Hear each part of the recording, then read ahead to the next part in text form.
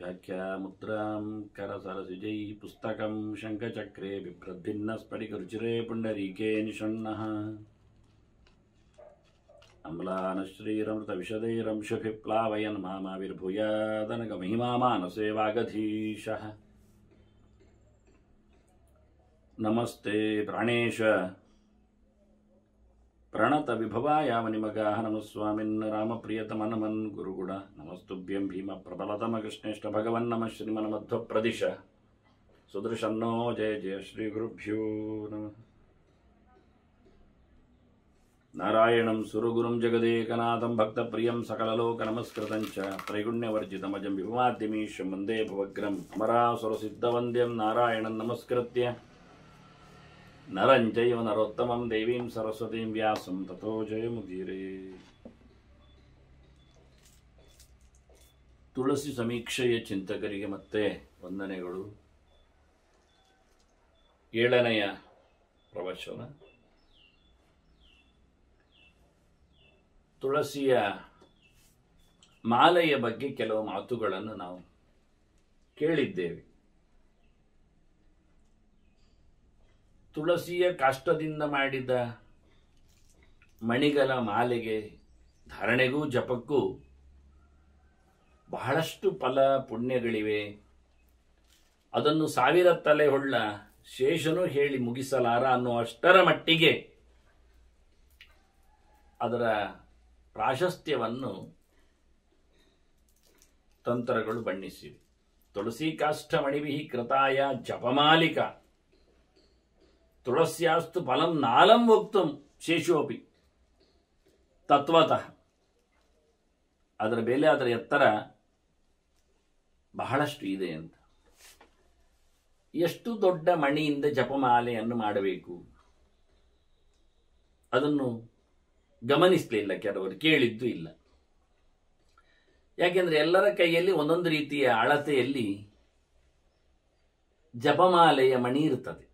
ಧಾರಣೆಯ ವಿಷಯದಲ್ಲಿ ಅಲ್ಲಿದು ಜಪಮಾಲೆ ಬೆರಳು ತಿರುಗಿಸುವಾಗ ಹೇಗಿರಬೇಕು, ಎಂಥದ್ದಿರಬೇಕು. ಧಾರಣೆಯಲ್ಲಿ ಅತ್ಯಂತ ಸೂಕ್ಷ್ಮವಾದ ಮಣಿಗಳನ್ನು ಹಾಕಿಕೊಂಡದ್ದನ್ನು ನಾವು ನೋಡುತ್ತೇವೆ, ಅತ್ಯಂತ ಬಹಳ ದೊಡ್ಡದಾದದ್ದನ್ನು ಹಾಕಿದ್ದು ಕಾಣ್ತೇವೆ.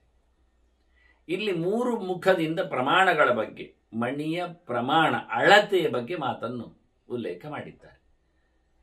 ಪ್ರಥಮತಃ ಅಕ್ಷಾಸ್ಥಿ ಮಾತ್ರಾಮಣಯ ಶ್ರೇಷ್ಠ ಸ್ಯು ಜಪಕರ್ಮಣಿ. ಜಪ ಮಾಡುವಾಗ ಪದ್ಮಮಣಿಯ, ಪದ್ಮದಲ್ಲಿ ಕಾಯಾಗುತ್ತಲ್ಲ ಬೀಜ, ಪದ್ಮಾಕ್ಷ ಅಂದರೆ ಪದ್ಮದಲ್ಲಿನ ಮಣಿ, ಅಷ್ಟು ದೊಡ್ಡದಲ್ಲಿ ಮಾಡಲಿಕ್ಕೆ ಉಂಟು ಅಂತ. ಹೊಂಗಾರಕನ ಕಾಯಷ್ಟು ದೊಡ್ಡದು ಕಾಣುತ್ತದೆ. ಇವತ್ತು ಪದ್ಮಾಕ್ಷ ನೀವು ನೋಡುತ್ತೀರಿ, ಅದು ಬಹಳಷ್ಟು ವೆರೈಟಿ ಸೈಜಲ್ಲಿ ಬರುವುದಿಲ್ಲ. ಒಂದು ಚೂರು ಸಣ್ಣದೊಂದು ಚೂರು ದೊಡ್ಡದಿರ್ತದೆ ಅಷ್ಟೇ.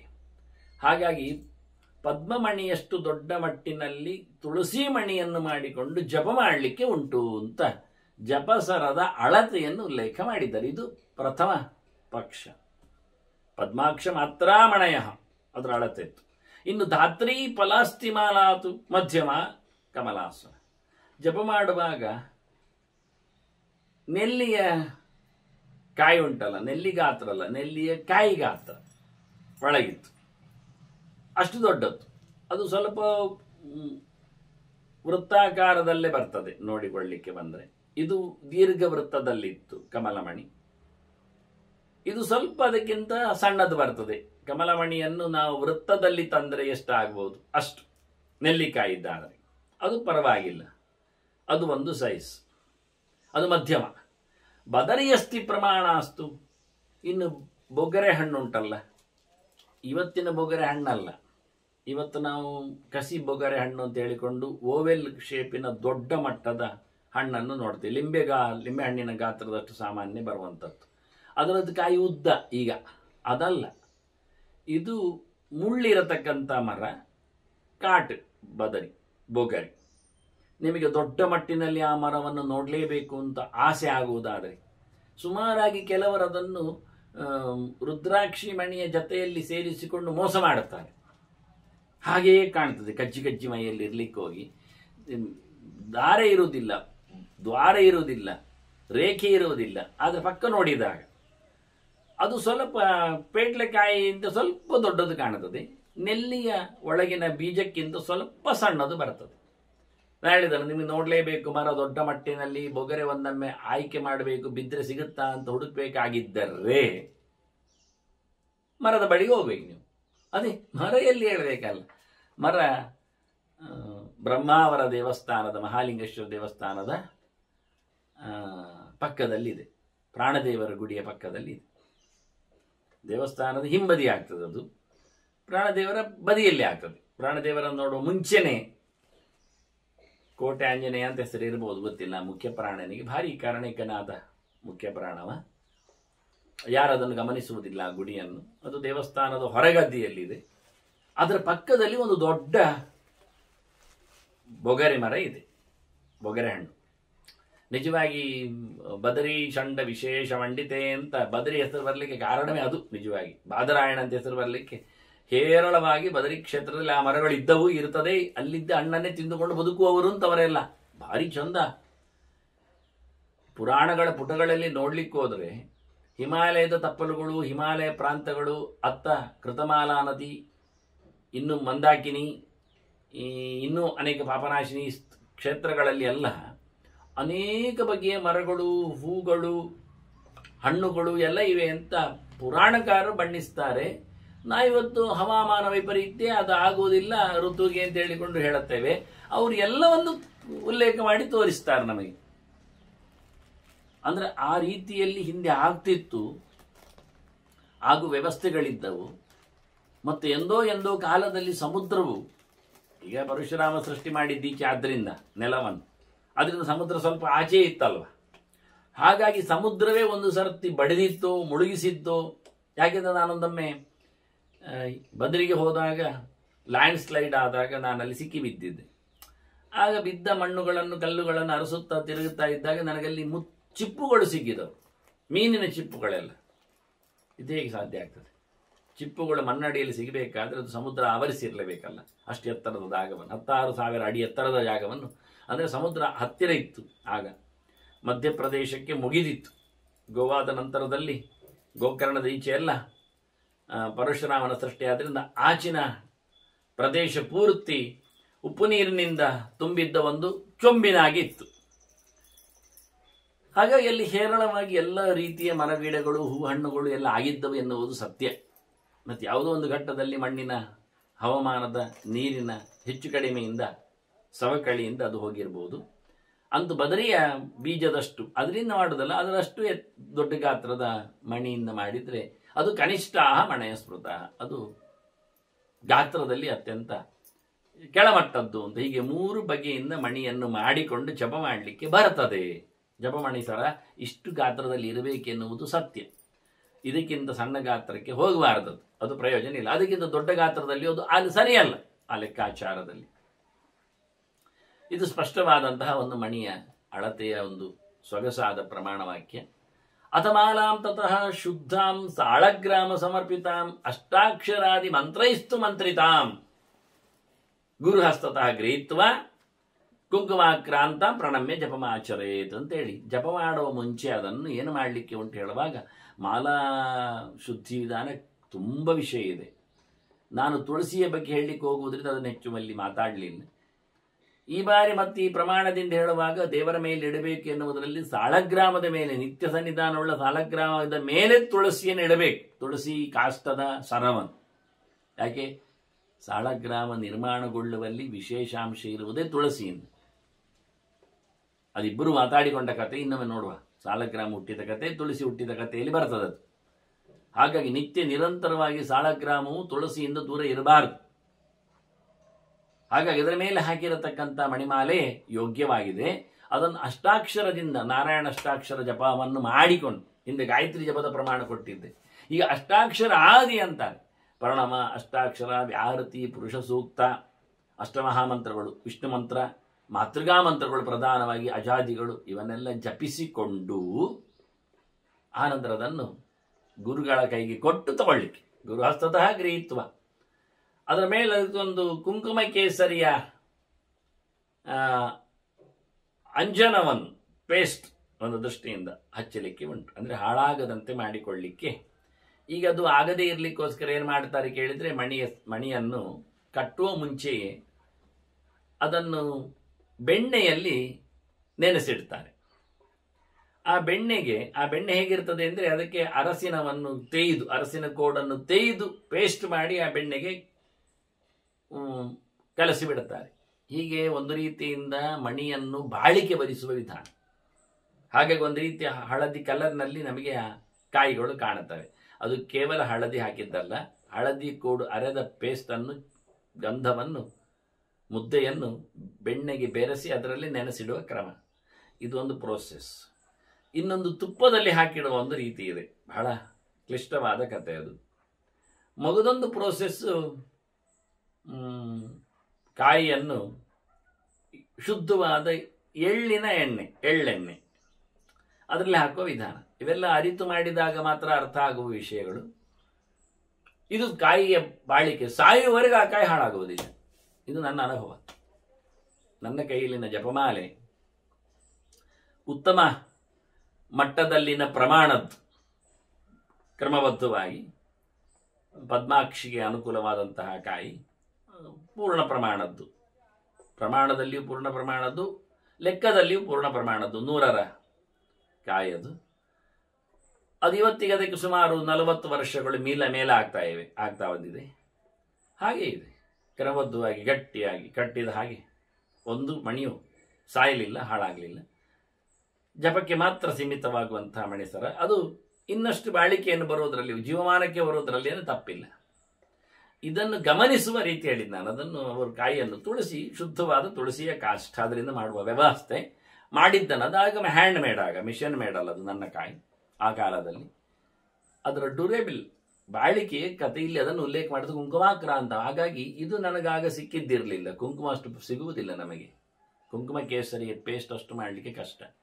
ಹಾಗಾಗಿ ಅದರ ಬದಲಾಗಿ ಹಳದಿಯನ್ನು, ಟರ್ಮೆರಿಕ್ ಅದನ್ನು ಉಪಯೋಗಿಸುವ ರೀತಿ ಇರಲಿ. ಈಗ ಕುಂಕುಮಾಕ್ರಾಂತ ಮೇಲೂ ಇದು ವಿಧಾನ ಇದು. ಆನಂತರ ಅದಕ್ಕೆ ನಮಿಸಿ ಮಣಿದು ಜಪವನ್ನು ಮಾಡಲಿಕ್ಕೆ ಉಂಟು. ಜಪ ಮಾಡುವಾಗ ಬೆರಳುಗಳ ವಿನ್ಯಾಸದ ಬಗ್ಗೆ ಕಳೆದ ಬಾರಿ ವಿಶೇಷಾಂಶಗಳಲ್ಲಿ ನಾನು ಉಲ್ಲೇಖ ಮಾಡಿದ್ದೆ.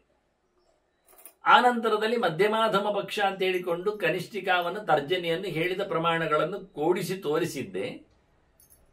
ಈ ಪ್ರಮಾಣ ಮಾತ್ರ, ಇಲ್ಲಿನ ಸಂಗ್ರಹದ ಪ್ರಮಾಣ ವಾಕ್ಯ ಮಾತ್ರ ಆಗದೆ ಅಂತ ಹೇಳಿಬಿಡ್ತದೆ. ಇದರಲ್ಲಿ ಮಧ್ಯಮಾಧಮ ಅಂತ ಹೇಳಿ ಪಕ್ಷವೇ ಇಲ್ಲ. 3 ಬೆರಳನ್ನು, 3 ಬೆರಳನ್ನು ತತ್ವಮುದ್ರೆಯಲ್ಲಿ ಹೇಳುವಂತೆ, ಮೃಗಮುದ್ರೆಯಲ್ಲಿ ತಿಳಿಸಿಕೊಡುವಂತೆ ಅನಾಮಿಕ, ಮಧ್ಯಮ ಮತ್ತು ಹೆಬ್ಬೆರಳು ಬಿಟ್ಟರೆ ಮಧ್ಯಮ, ಅನಾಮಿಕ, ಅಂಗುಷ್ಟೇ ಜಪೇತ ನಾನ್ಯೈಹಿ ಕದಾಚನ. ಯಾವ ಕಾಲದಲ್ಲಿ ಇತರ ಬೆರಳುಗಳನ್ನು ಸೋಂಕಿಸಬಾರದು ಅಂತ ಹೇಳ್ತದೆ. ತರ್ಜನ್ಯಾನ ಸ್ಪೃಶೇನ್ಮಾಲಾಂ ಕನಿಷ್ಠೇನ ಕದಾಚನ. ತೋರುಬೆರಳು ತಾಗದಿರಲಿ, ಕಿರುಬೆರಳು ಮುಟ್ಟದಿರಲಿ ಅಂತ ಹೇಳುವ ಮೂಲಕ ಅವರ ಆ 2 ಬೆರಳುಗಳ ಸ್ಪರ್ಶದಿಂದ ಆಗತಕ್ಕ ಜಪ ವಿಶೇಷವನ್ನು ಉಲ್ಲೇಖ ಮಾಡುವುದೇ ಇಲ್ಲ. ಈಗ ಮಧ್ಯಮದಲ್ಲಿ ಹೊತ್ತುಕೊಂಡು ಹೆಬ್ಬೆರಳಿನನ್ನೇ ಆಕ್ರಾಂತಗೊಳಿಸುವ ವಿಧಾನ ಅಂತ ಕಳೆದ ಬಾರಿ ಹೇಳಿದ್ದೆ. ಹೆಬ್ಬೆರಳಲ್ಲಿ ಎಳೆಯುವುದಂತೂ ಸರ್ತಿ, ಮಾಲಾಕರ್ಷ. ಆದರೆ ಒಂದೊಮ್ಮೆ ಮಧ್ಯಮದಲ್ಲಿ ಮಾತ್ರ ಇಟ್ಟುಕೊಂಡು ಹೆಬ್ಬೆರಳಲ್ಲಿ ಎಳೆಯುವುದಾಗಿದ್ರೆ ಅದರ ಪಕ್ಕದ ಅನಾಮಿಕೆ ಬೇಕಾಗಿಲ್ಲ, ಅದು ಸೋಂಕುವುದಿಲ್ಲ ಮಾಲೆಗೆ. ಆದರೆ ಮಾಲೆಗೆ ಸಪೋರ್ಟ್ ಆಗಿ ನಿಲ್ತದೆ. ಅಂದರೆ ಮಧ್ಯಮದ ಮೇಲಿನ ಮಣಿ ಹೆಬ್ಬೆರಳಿಗೆ ಎಳಿಲಿಕ್ಕೆ ಬಂದಾಗ ಅದಕ್ಕಿಂತ ಹಿಂದಿನ ಪೋರ್ಷನ್ನಲ್ಲಿ ಆ ಸರ ನಿಲ್ತದೆ. ವಾಸ್ತವವಾಗಿ ತೋರಿಸಿಕೊಡುವುದಾಗಿದ್ರೆ ಜಪಮಾಲೆಯನ್ನು ಮಧ್ಯಮ ಬೆರಳಿನ ಮೇಲೆ ಹಾಕಿಕೊಂಡ್ರೆ, ಹೆಬ್ಬೆರಳಿನಿಂದ ಮಣಿಯನ್ನು ಆಕರ್ಷ ಮಾಡುವುದಾದ್ರೆ ಆಗ ಈ ಅನಾಮಿಕೆ ಏನು ಮಾಡ್ತದೆ, ಸಪೋರ್ಟ್ ಮಾಡ್ತದೆ. ದೂರ ಇಟ್ಟು, ಕಿರುಬೆರಳೆಂತೂ ತಾಗಲಿಕ್ಕಿಲ್ಲ, ದೂರ ಇಟ್ಟು ಸಪೋರ್ಟ್ ಮಾಡ್ತದೆ. ಇದರಲ್ಲಿ ಮಣಿಗಳು ಬೇರೆ ಬೇರೆ ಅಳತೆಯಲ್ಲಿವೆ, ಬೇರೆ ಬೇರೆ ಮಣಿಗಳು ಸೇರಿದ್ದರಿಂದ ಸುಮಾರಾಗಿ ಸಹಜವಾಗಿ ಕಮಲದ ಮಣಿಯಷ್ಟು ದೊಡ್ಡದು ಅಂದರೆ ಕಮಲ ಮಣಿಯಷ್ಟೇ ದೊಡ್ಡದಾಗಿರತಕ್ಕಂತಹ ತುಳಸಿಯ ಮಣಿ ಸಾಮಾನ್ಯ ಈ ಗಾತ್ರದಲ್ಲಿ ಬರ್ತದೆ. ಇದು 2ನೇ ಗಾತ್ರಕ್ಕೂ 3ನೇ ಗಾತ್ರಕ್ಕೂ ಹೇಳಿಸಿದಂತೆ ಇರತಕ್ಕ ಮಣಿ ಆಗ್ತದೆ. ಇಲ್ಲಿ ಮಧ್ಯಮದ ಮೇಲೆ ಸಪೋರ್ಟ್ ಮಾಡಿಕೊಂಡು ಮಾಡಿದರೆ ಅನಾಮಿಕೆಯು ಸರವನ್ನು ದೂರ ಇಟ್ಟುಕೊಳ್ಳಲಿಕ್ಕೆ ಸಪೋರ್ಟ್ ಮಾಡ್ತದೆ, ಸಹಾಯ ಮಾಡ್ತದೆ ಎಳೆಯುವಾಗ ಉಪಕಾರಕ್ಕೆ. ಅದಕ್ಕಿಂತ ಈ ಬೆರಳು ಅನಾಮಿಕೆ ಬೇಕು. ಇನ್ನು ಕೆಲವರು ನಾನು ಹೇಳಿದಾಗೆ ಮಧ್ಯಮದಿಂದಲೇ ಆಕರ್ಷಕ್ಕೋಸ್ಕರ ಎತ್ತಿಕೊಡ್ಲಿಕ್ಕೋಸ್ಕರ ಅದನ್ನು ಸಪೋರ್ಟ್ ಮಾಡುವಾಗ ಅನಾಮಿಕೆಯನ್ನು ಬದಿಯಲ್ಲಿಡುತ್ತಾರೆ. ಹಾಗಾಗಿ ಈ 3 ಬೆರಳುಗಳು ಉಪಯೋಗ ಬರೋದು 3 ಬೆರಳು ಉಪಯೋಗಕ್ಕೆ ಬರ್ತದೆ. ಆಗ ಆ ಲೆಕ್ಕಾಚಾರದಲ್ಲಿ ಇಲ್ಲಿ ದೂಡಿ ಕೊಡ್ತದೆ ನಡುವಿನ ಬೆರಳು. ಇದು ಸ್ವಲ್ಪ ಸುಲಭ ಆಗ್ತದೆ. ಆದರೆ ಇಲ್ಲಿ ಮಾಡುವುದರಿಂದ ಒಂದು ಲಾಭ ಏನು ಕೇಳಿದ್ರೆ, ಪಕ್ಕದಲ್ಲಿ ಇಟ್ಟುಕೊಂಡ ತುಳಸಿಯಾಗಿ ನಿಲ್ತದೆ ಕೈಯಲ್ಲಿ. ಅದೇ ಮಧ್ಯಮದ ಮೇಲೆ ಸಪೋರ್ಟ್ ಮಾಡಿ ಹೆಬ್ಬೆರಳಲ್ಲಿ ಎಳಿಲಿಕ್ಕೆ ಹೋದ್ರೆ ತುಳಸಿ ನಿಲ್ಲುವುದು ಬಹಳ ಕಷ್ಟ. ಇಷ್ಟು ತಾಂತ್ರಿಕವಾದ ಅಂಶಗಳ ಜೊತೆಯಲ್ಲಿ ಪ್ರಮಾಣಗಳ ವಿಶೇಷ ಅಂಶಗಳನ್ನು ಉಲ್ಲೇಖ ಮಾಡಿದ್ದೇನೆ ಈ ಬಾರಿ ಮುಖ್ಯವಾಗಿ. ಹಾಗೆ 2 ಬೆರಳುಗಳನ್ನು ಮುಟ್ಟಿಸಿಕೊಳ್ಳದಂತೆ ಮಾಡುವಂತಹ ಜಪಮಾಲಾ ಪ್ರಗೋಪ್ತವ್ಯ ಜಪಕಾಲೆ ಸುಮೇಧಸ. ಜಪ ಮಾಡುವಾಗಂತೂ ತೋರಿಸ್ಲಿಕ್ಕಿಲ್ಲ. ಜಪ ಮಾಡಿದ ನಂತರ ಅದು ಪರವಾಗಿಲ್ಲ. ಆದರೆ ಜಪ ಮಾಡುವಾಗ ಎಲ್ಲಿವರೆಗೆ ಅಂದರೆ ಪರದೃಷ್ಟಿ ಗತಾಮಾಲ ಅಥವಾ ಪರದೃಷ್ಟಿ ಕೃತಾಮಾಲ ನಿಷ್ಫಲ ಜಪಕರ್ಮಣಿ. ನಾವು ಇನ್ನೊಬ್ಬರಿಗೆ ತೋರಿಸುವಂತೆ ಮಾಡಲಿಕ್ಕೆ ಹೋದರೆ ಅವರು ನೋಡುವುದಕ್ಕಿಂತಲೂ ಮುಖ್ಯ ನಾವು ತೋರಿಸುವಂಥದ್ದು.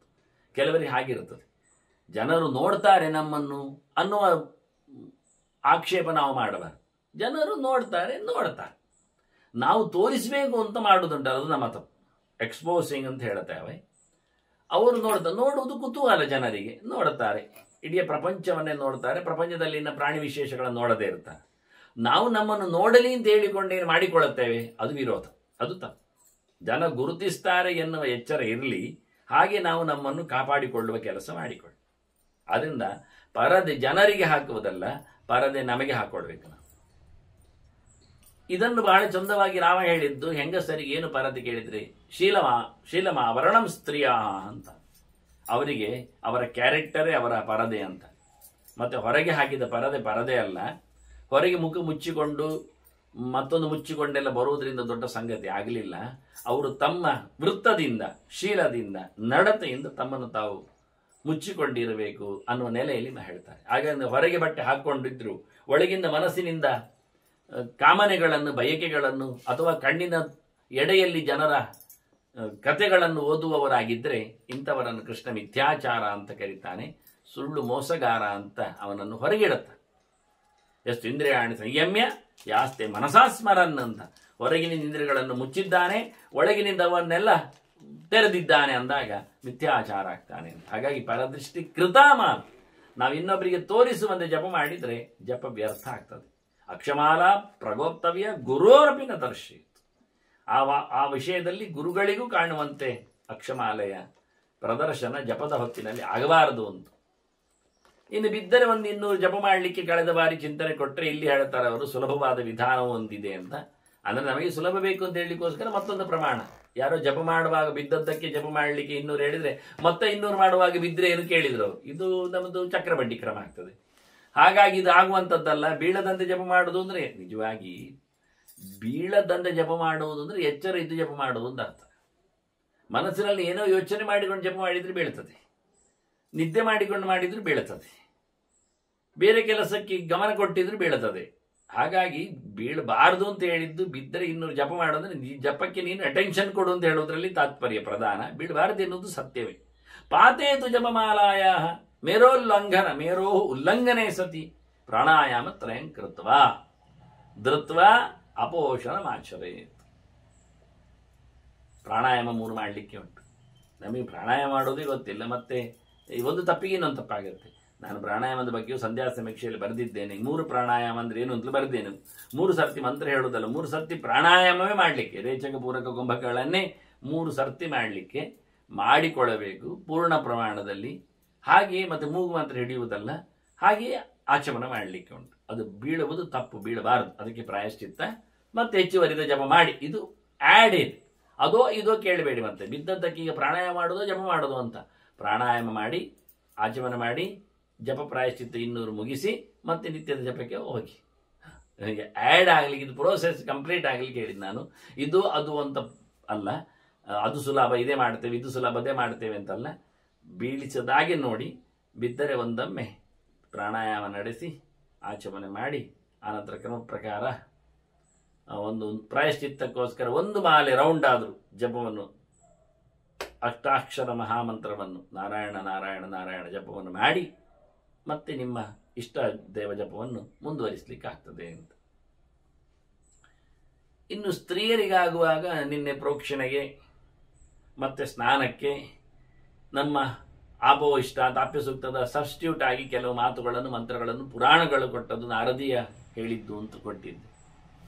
ಇದನ್ನು ಬಹಳ ಚಂದವಾಗಿ ಹರಿವಂಶದಲ್ಲಿ ಹೇಳುವಾಗ ಅದನ್ನು ಇನ್ನಷ್ಟು ಸ್ಟ್ರೆಸ್ ಮಾಡಿ ಇದು ಬೇಕು ಹೇಳಲಿಕ್ಕೋಸ್ಕರ ಅವರು ಒಂದು ವಿಶೇಷವಾದ ಮಂತ್ರವನ್ನು ನಮಗೆ ಎಲ್ಲಿವರೆಗೆ ಹೇಳಿದರೆ ವೇದ ಮಂತ್ರಗಳಿಗೂ ಡಿ ಕೊಡುವ ಹಾಗೆ ಒಂದು ದೃಷ್ಟಿಯಿಂದ ಬಹಳ ಅದ್ಭುತವಾದಂತಹ ಒಂದು ಮಂತ್ರವನ್ನು ಅವರು ನಮ್ಮ ಮುಂದೆ ಇಟ್ಟಿದ್ದಾರೆ.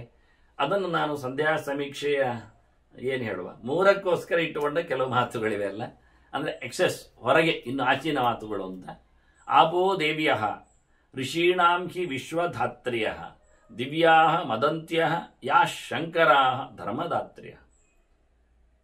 ನೀರಿನ ದೇವತೆಗಳು, ಈ ನೀರುಗಳು ಸಹ ಶುಭ್ರವಾದವುಗಳು, ಸುಂದರವಾದವುಗಳು, ಅತ್ಯಂತ ಕೋಮಲವಾದವುಗಳು, ಬೆಳಕು ಚೆಲ್ಲುವವುಗಳು. ಆ ದೇವತೆಗಳು ನಮಗೆ ನಿಜವಾಗಿಯೂ ಬೇಕಾದಷ್ಟು ಜ್ಞಾನವನ್ನು ಕೊಡುವವರು. ಎಲ್ಲಿವರೆಗೆ ಅಂದರೆ ಋಷೀಣಾಂ ಹಿ ವಿಶ್ವಧಾತ್ರಿಯ, ಋಷಿಗಳೆಲ್ಲ ನೀರನ್ನು ಉಪಯೋಗಿಸಿಕೊಂಡು ಮೀಯುವುದು, ಕಮಂಡಲಲ್ಲಿ ಹೊತ್ತುಕೊಳ್ಳುವುದು, ಆರಾಧನೆ ಉಪಯೋಗಿಸಿಕೊಳ್ಳುವಂಥದ್ದು, ಬದುಕಿಗಾಗಿ ಅದನ್ನು ಇಟ್ಟುಕೊಳ್ಳುವಂಥದ್ದೆಲ್ಲ ಮಾಡಿಕೊಂಡ್ರೆ ಇಡೀ ಜಗತ್ತನ್ನು ಹೊತ್ತುಕೊಳ್ಳುವ ಸಾಮರ್ಥ್ಯ ಇರಲಿಕ್ಕೆ ಹೋಗಿ, ಹಾಗಾಗಿ ನಮಗೆ ಇವತ್ತು ನೀರು ಋಷಿಗಳ ಮುಳುಗುವಿಕೆಯಿಂದ ಜ್ಞಾನದ ಬಿಂದಿಗೆ ಆಗಿದೆ. ಅದು ಆ ಲೆಕ್ಕಾಚಾರದಲ್ಲಿ ದಿವ್ಯ ಅನಿಸಿದೆ. ಅದರಿಂದ ಋಷಿಗಳಿಗೂ ಹೊಟ್ಟೆ ಹೊರೆಯಲು ಅವರ ಬದುಕು ಪೂರ್ಣ ನಡೆಸಲು ಆ ನೀರು ಹೆಚ್ಚು ಪಾತ್ರ ವಹಿಸ್ತದೆ.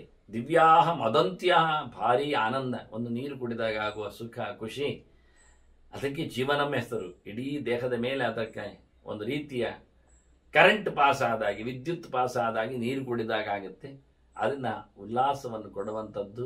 ಯಾಹ ಶಂಕರ ಸುಖಕರ, ಶಂ ಅಂದರೆ ಸುಖ, ಸುಖ ನೀಡುತ್ತದೆ, ಆನಂದವನ್ನು ಕೊಡುತ್ತದೆ, ಖುಷಿ ಕೊಡುತ್ತದೆ. ಧರ್ಮದಾತ್ರಿಯ, ಒಳ್ಳೆ ಧರ್ಮವನ್ನು ಮಾಡಲಿಕ್ಕೆ, ಕರ್ಮವನ್ನು ಮಾಡಲಿಕ್ಕೆ, ಕೆಲಸವನ್ನು ನಡೆಸಲಿಕ್ಕೆ, ದೇಹವನ್ನು ಹೊತ್ತುಕೊಳ್ಳುವ ಸಾಮರ್ಥ್ಯವನ್ನು ಪಡೆಯುವಂತೆ ಮಾಡತಕ್ಕಂಥ ನೀರುಗಳು, ನೀರಿನ ದೇವತೆಗಳು. ಹಿರಣ್ಯವರ್ಣಾ ಪಾವಕಾಹ ಶಿವತಮೇರ ರಸೇನ ಶ್ರೇಯಸೇಮಾಂ ಜುಷಂತು. ಅಂತಹ ಸುಂದರವಾದಂತಹ ನೀರುಗಳು ತಮ್ಮ ಅತ್ಯಂತ ಪ್ರಶಸ್ತವಾದ ನೀರ ಪಸೆಯಿಂದ, ಬಿಂದು ನೀರಿನಿಂದ ನಮ್ಮನ್ನು ಸಂಭ್ರಮಿಸಲಿ, ಸಂತೋಷಗೊಳಿಸಲಿ, ಶ್ರೇಯಸ್ಸಿನಡೆ ನಮ್ಮನ್ನು ಒಯ್ಯಲಿ. ಸುಖದ ವಿಶೇಷವಾದಂತಹ ಸನ್ನಿಧಾನಕ್ಕೆ ಪಾತ್ರವಾದ ದೇವತೆಗಳನ್ನು ಪಡೆದ ನೀರುಗಳವು. ಭಗವಂತನನ್ನು ಸಂತೋಷಗೊಳಿಸುವ, ಭಗವಂತ ಪವಡಿಸಿ ನಿಲ್ಲುವ, ಅವನ ಹಾಗೆ ಪ್ರಾಣತತ್ವ ಅದರಲ್ಲಿ ಸೇರಿಕೊಂಡಿರುವ ಲಕ್ಷ್ಮಿ ಅಂತೂ ಹೇಳುವೇ ಬೇಡ. ಪ್ರಕೃತಿಯಲ್ಲಿ ನೀರಾಗಿ ನಿಂತವಳವಳು. ಹೀಗಾಗಿ ಇವರೆಲ್ಲರ ಸಂಬಂಧದಿಂದ ನನ್ನನ್ನು ಅದು ಶುಭ್ರಗೊಳಿಸಲಿ, ನನ್ನನ್ನು ಉನ್ನತಿಯೆಡೆಗೆ ಸಾಗಿಸಲಿ ಅಂತ ಹೇಳಿ ಈ ಮಂತ್ರ ಪಂಚಮ ವೇದದಲ್ಲಿ ಇರತಕ್ಕಂಥ ಮತ್ತೊಂದು ಮಂತ್ರ. ಅಪಾಮೇಶಃ ಸ್ಮೃತಃ ಮಂತ್ರ. ಇದು ನೀರಿನ ಮಂತ್ರ. ಸರ್ವತ್ರ ಅನ್ಯತ್ರ ಮೇ ಶೃಣು. ಎಲ್ಲ ಕಡೆ ಇದನ್ನು ಬಳಸು. ನಾನು ಬೇರೆ ಕಡೆಗೆ ಹೇಳಿದ್ದನ್ನು ಮತ್ತು ಹೇಳುತ್ತೇನೆ ಕೇಳು. ಮಂತ್ರಾಹ ಪುರಾಣ ವಿಹಿತಾಹ ಸ್ತ್ರೀಣಾಂ ಸರ್ವಾಂಗ ಶೋಭನೆ. ಇದು ಸ್ತ್ರೀಯರಿಗೆ ಪುರಾಣ ಹೇಳಿರತಕ್ಕ ಮಂತ್ರ.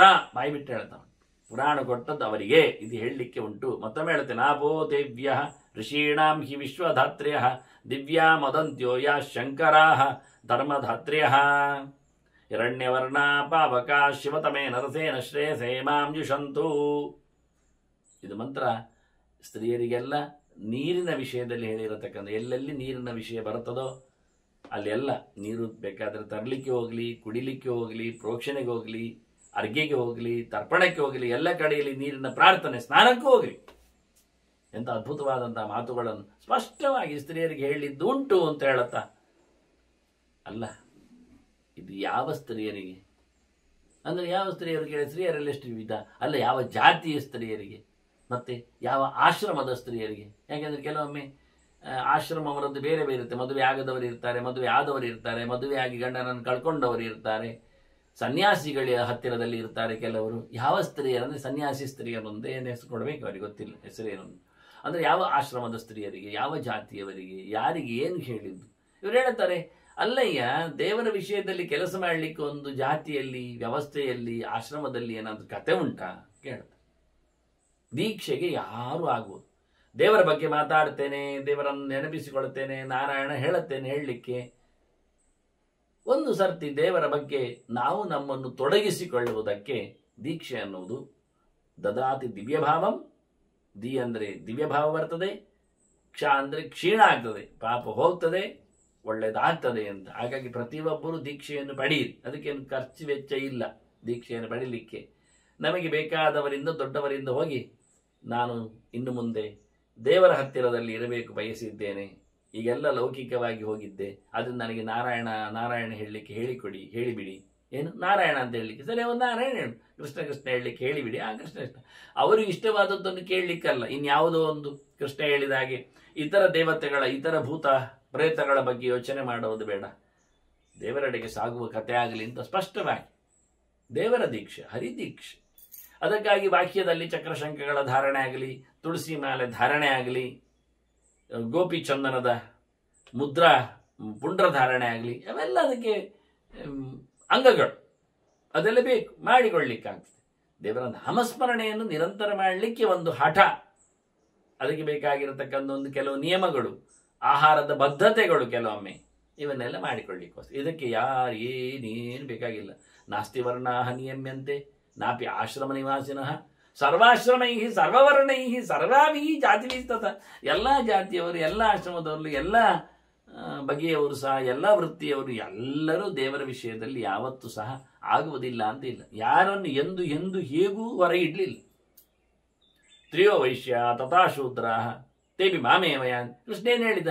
ಎಲ್ಲರೂ ನನ್ನ ಬಳಿಗೆ ಬರ್ತಾರೆ ಮಾರಾಯ, ನಾನು ಯಾರನ್ನು ದೂರ ಮಾಡುವುದಿಲ್ಲ.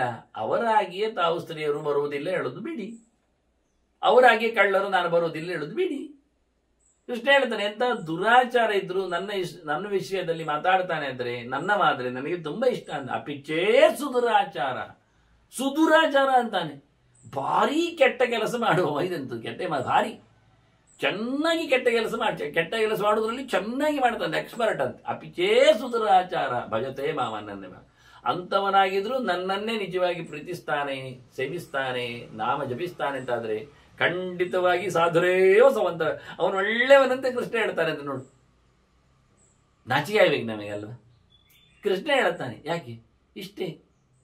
ನನ್ನ ಮಾರ್ಕ್ ಎಲ್ಲ ಕೇಳಿದರೆ ಅವನು ನನ್ನ ಮಾತನ್ನು ಹೇಳುವುದು, ನನ್ನ ಬಗ್ಗೆ ಚಿಂತನೆ ನಡೆಸುವುದು, ನನ್ನ ನಾಮಸ್ಮರಣೆ ಮಾಡೋದು, ಮುಗಿದೋಯ್ತು. ಇಷ್ಟರಲ್ಲಿ ಸಾಕು. ಎಂಥ ಅದ್ಭುತ. ಆದ್ರಿಂದ ಯಾವುದಕ್ಕೂ ದೇವರ, ಕೆಲವರು ಹೇಳುದು ನಾನು ಒಳ್ಳೆಯವನಲ್ಲ, ಕೆಲವೊಮ್ಮೆ ಕುಡಿತೇನೆ. ಆಯ್ತು ಮಾರಾಯ, ಕೆಲವೊಮ್ಮೆ ಅಲ್ವಾ, 24 ಗಂಟೆ ಕುಡಿಲಿಕ್ಕಿಲ್ಲಲ್ಲ ನೀನು. ಹೌದು ಸತ್ಯ. ಹಾಗಾದ್ರೆ ಉಳಿದ ಗಂಟೆಯಲ್ಲಿ ನಾರಾಯಣ ಹೇಳ್ಬೋದಾ? ಹೇಳಲಿಕ್ಕೇನು? ಬೇಕಾದ್ರೆ ನಿನಗೇ ಸಂಕೋಚ ಆಗ್ತದೆ ಆದ್ರೆ ಬಾಯಿ ಮುಕ್ಕಳಿಸಿಕೊಂಡು ಬಾ, ಕುಡ್ದ ಬಾಯಿಂದ ಅಷ್ಟೇ ತಾನೇ. ಕೈ ಕಾಲು ತೊಳ್ಕೊಂಡು ಬಾಯಿ ಮುಕ್ಕಳಿಸಿಕೊಂಡು ಒಂದು ಕಡೆ ಕೂತು ಕುಡಿದ ನಂತರ ಹೇಳಲಿಕ್ಕೆ ಹೋಗಬೇಡ. ಕುಡಿಯೋ ಮುಂಚೆ ಹೇಳ್ಬೇಕಾದ್ರೆ ಕುಡಿ. ಯಾಕೆ? ಅದು ಕುಡಿದ ನಂತರ ಮತ್ತೆ ತಲೆ ಸರಿ ಇಲ್ಲದಿಲ್ಲ. ಹೌದಲ್ಲ ಹೇಳ್ತಾನ, ಬಾರಿ ಖುಷಿ ಉಂಟು. ಹೌದಾ, ನೀವು ಹೇಳಿ ಬಿಡ್ತೇನಪ್ಪ. ಇಷ್ಟೇ. ಎಂಥವನೇ ಇರಲಿ ಕುಡಿತಾನೋ ಚಟ ಬಿಡ್ಲಿಕ್ಕೆ ನೋಡಿ. ಯಾಕೆಂದ್ರೆ ಸರ್ಕಾರವೇ ಅದನ್ನು ಹಂಚುವಾಗ, ಪ್ರೊಡಕ್ಷನಿಗೆ ಲೋಕವೇ ಅದಕ್ಕೆ ಬಾಗಿಲು ತೆರೆದಾಗ ಮನುಷ್ಯ ಸಹಜವಾಗಿ ಹೊಂಡಕ್ಕೆ ಬೀಳುವುದು ತಪ್ಪಿಲ್ಲ. ಹಾಗಿರುವಾಗ ನಾವು ಇದು ಬೇಡ ಹೇಳಲಿಕ್ಕಿಲ್ಲ. ಆಗಬಾರ್ದು ಹೇಳುದು. ನೀನು ಕುಡಿಯೋನು ಹೇಳ್ಬಾರ್ದು, ನೀನು ಕಳ್ಳ ಹೇಳ್ಬಾರ್ದು, ನೀನು ಹೆಂಗಸು ಹೇಳ್ಬಾರ್ದು, ನೀನು ಜಾತಿ ಪ್ರಶ್ನೆ ಹೇಳ್ಬಾರ್ದು, ನೀನು ಪತಿತ ಆಗುದಿಲ್ಲ. ಎಂಥದಿಲ್ಲ ಅಂತ ದೇವರು.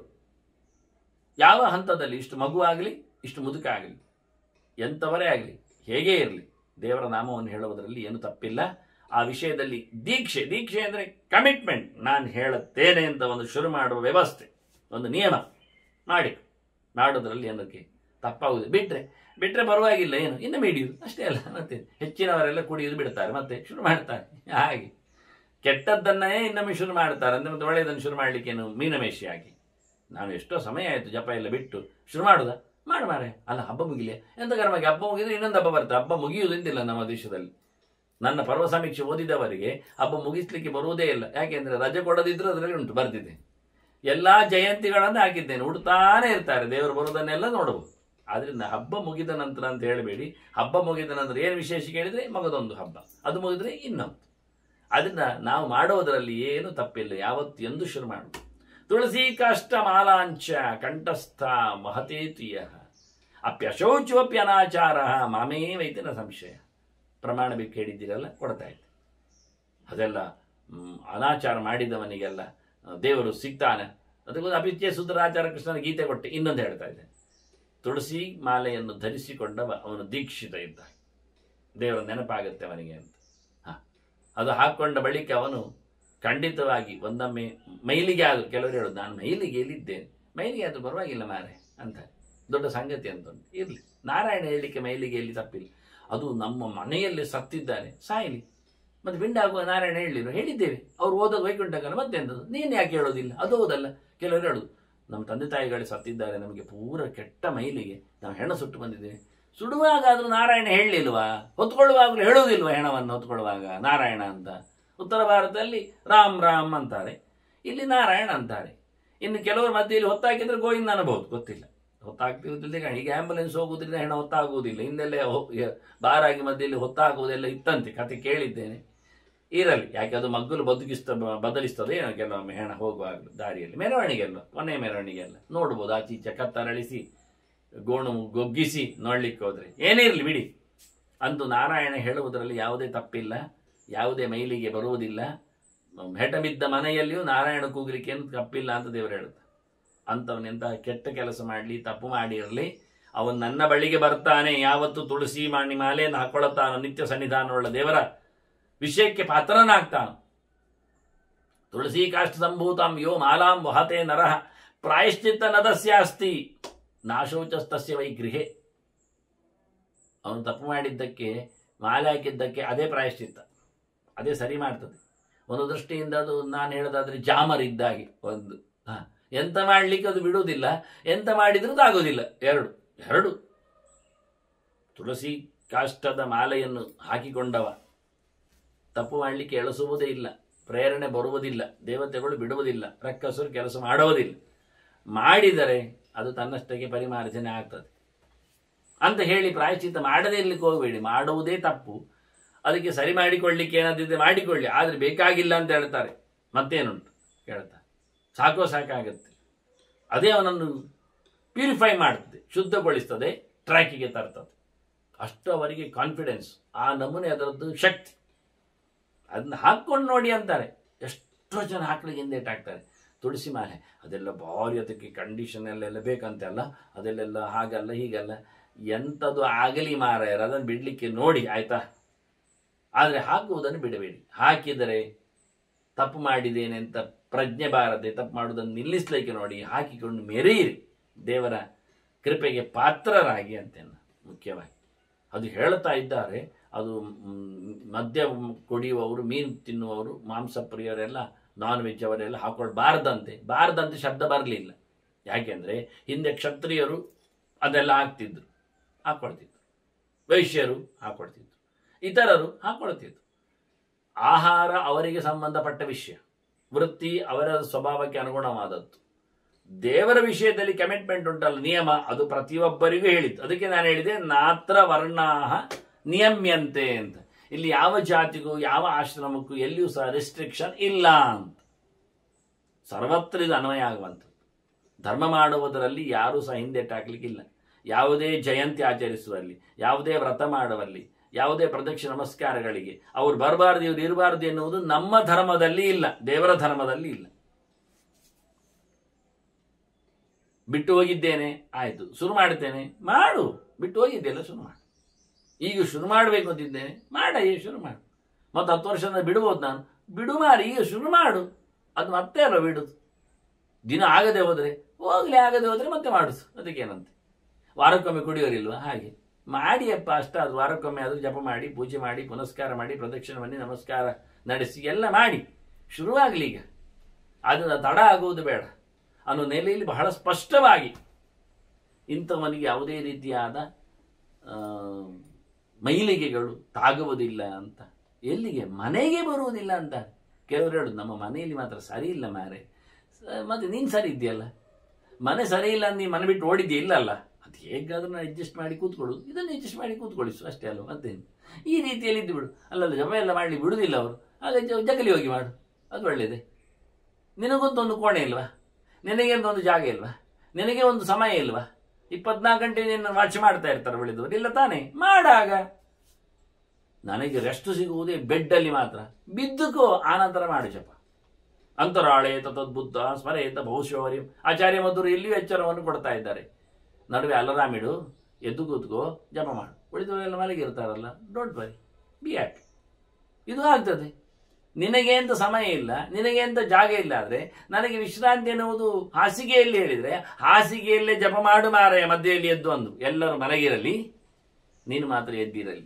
ಬೇರೆ ಹೊತ್ತಿಲ್ಲ ಅಲ್ಲ ನಿನಗೆ, ಇಡೀ ದಿನದ 24 ಗಂಟೆ ಬೇರೆ ಪುರುಸೊತ್ತಿಲ್ಲಲ್ಲ. ಪ್ರಾಮಾಣಿಕವಾಗಿ ಅಲ್ಲ ಮಾಡೀಗ. ನೋಡಿ, ಮನಸ್ಸಿದ್ದರೆ ಎಲ್ಲಿಯೂ ಸಹ ಮನುಷ್ಯ ಮಾತಾಡಿಸಬಹುದು ದೇವರು. ಒಂದು ಕತೆ ಹೇಳುತ್ತೇನೆ, ಕೊನೆಗೆ ಮುಗಿಸ್ತೇನೆ. ಒಂದು ಹೆಣ್ಮಗಳು, ಬಹಳ ಹಿಂದಿನ ಕತೆ. ಇದು ನನಗೆ ಹೇಳಿದ್ದ ಅಮ್ಮ. ಭಾರಿ ಜೋರಿದ್ದಾಳೆ ಕೆಲವೊಮ್ಮೆ ಅಮ್ಮ ಈ ವಿಷಯದಲ್ಲಿ.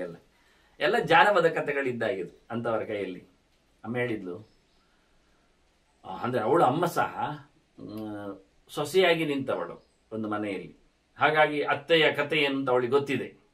ಹಾಗೆ ಇನ್ನು ಇದೊಂದು ಕತೆ, ಅತ್ತೆಯ ಕತೆ, ಸೊಸೆಯ ತೊಂದರೆ. ಮನೆಯಲ್ಲಿ ಎಂಥದ್ದು ಮಾಡಲಿಕ್ಕೆ ಸೊಸೆಗೆ ಬಿಡುವುದಿಲ್ಲ ಅತ್ತೆ. ಮಾಡಿದ್ರೆ ಏನು ಕೊಡುವುದಿಲ್ಲ. ಈ ನಮೂನೆ ಸೊಸೆಯ ಮೇಲೆ ನಿರ್ಬಂಧ. ಈ ಸೊಸೆಗೋ ಈ ಹಬ್ಬದಲ್ಲಿ ಖಂಡಿತವಾಗಿಯೂ ದೀಪಾವಳಿಯಲ್ಲಿ ಕಡುಬು ಮಾಡಿ ತಿನ್ನಬೇಕು ಅಂತ ಹಠ. ಅದಕ್ಕೆ ಎಷ್ಟೋ ಸಮಯ ಆಯಿತು ತವರ ಮನೆಯಲ್ಲಿ ಮಾಡಿದ್ದು, ಅತ್ತೆ ಮನೆಯಲ್ಲಿ ಇಲ್ಲ ಹೇಳಿಕೊಂಡು ಗಂಡನ ಮನೆಯಲ್ಲಿ ಬಿಡುವುದಿಲ್ಲ ಹೇಳಿ ತಾನು ಮಾಡಬೇಕು ಅಂತ ಹೇಳಿ ಏನೋ ಹಠ ಮಾಡಿ. ಏನು ಗಮ್ಮತ್ತು ಕೇಳಿದರೆ, ಈಕೆ ಸ್ಮಶಾನದಲ್ಲಿನ ಭೈರವ ಮೂರ್ತಿಯ ಎದುರು ಕಡುಬು ತಿಂತಾ ಇದ್ದಾಳೆ. ಎಲ್ಲ ನೋಡ್ತಾರೆ, ಹಿಡಿತಾರೆ. ಬೇಯಿಸಿದ್ದು ಸ್ಮಶಾನದಲ್ಲಿ, ಹೆಣದ ಬೆಂಕಿಯಲ್ಲಿ ಅಲ್ಲ, ಅಲ್ಲಿ ತಿಂತಾ ಇದ್ದಾಳೆ. ಅದ್ಭುತ. ಅಲ್ಲಿ ಎಣ್ಣೆ ಅದು ತೆಗೆದಾಕೊಂಡೆಲ್ಲ ಮನೆಗೆ ಬಂದಿದ್ದಾಳೆ ಆರಾಮವಾಗಿ. ವಿಚಿತ್ರ ಏನಾಯ್ತು ಕೇಳಿದ್ರೆ, ಆ ಸ್ಮಶಾನದ ಭೈರವ ಅವನ ಬೆರಳು, ಕೈಯ ಬೆರಳು ಮೂಗಿ ಹೋಗಿ ಕೂತಿದೆ. ಇದನ್ನು ಮರುದಿನ ಸುಡುಗಾಡಿನಲ್ಲಿ ನೋಡಿದ್ರು, ಇದೇನಾಯ್ತು, ಮೂರ್ತಿಯ ಕೈಯ ಬೆರಳು ಯಾಕೆ ಮೂಗಿಗೆ ಬಂದಿದೆ? ಮಾಮೂಲಿ ಇರಬೇಕಾದ್ದು, ತ್ರಿಶೂಲ ಹಿಡಿದ ಹಾಗೆ, ದಂಡ ಹಿಡಿದ ಹಾಗೆ ಇರಬೇಕಾದ್ದು, ಇದು ಕೆಳಗೆ ಆಯುಧ ಹಾಕಿ ದೇವರು ಮೂಗಿನ ಹತ್ತಿರದಲ್ಲಿ ಬೆರಳು ತೋರಿಸೋದು ವಿಸ್ಮಯ ಮುದ್ರೆ ಅಂತ ಅರ್ಥ. ಎಲ್ಲ ಆಶ್ಚರ್ಯವೇ, ಎಲ್ಲ ಆಗಬಹುದು ಅಂತ. ಅದು ಏನು ಪೌರುಷ ಅಂತ ಹೇಳುವ ವ್ಯವಸ್ಥೆ, ಅದು ಮುದ್ರಣ ಚಿತ್ರ. ಕೊನೆಗೆ ಊರಿನಲ್ಲೆಲ್ಲ ಪಂಚಾಯಿತಿ ಆಯಿತು, ಎಲ್ಲ ಸೇರಿಕೊಂಡ್ರು. ಇದೆಂತಾಯ್ತು, ಹೇಗಾಯ್ತು, ಏನಾಯ್ತು ಅಂತ. ಇವಳಿಗೆ ಸುದ್ದಿ ಮುಟ್ಟಿತು.